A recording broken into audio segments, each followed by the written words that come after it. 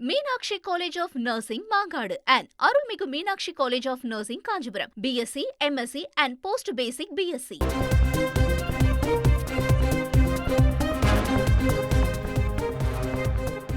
கொள்ளை சம்பவத்திற்கு பிளான் போட்டு தந்த காவலர் கைது செய்யப்பட்டிருக்கிறார். மேலும் விவரங்களை செய்தியாளர் ராஜேஷ் வழங்கிட கேட்கலாம். ராஜேஷ் வணக்கம். மேலும் தகவல்களை சொல்லுங்க.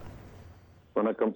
திருப்பத்தூர் மாவட்டம் வாணியம்பாடி நீலிக்கொள்ளை புது தெரு பகுதியை நேற்று முன்தினம் பட்டப்பகலில் தோல் தொழிற்சாலை தொழிலதிபர் இம்தியாஸ் தனது மனைவி சபிதா குல்சும் மற்றும் வீட்டின் ஊழியர் சக்திவேல் ஆகியோர் கட்டி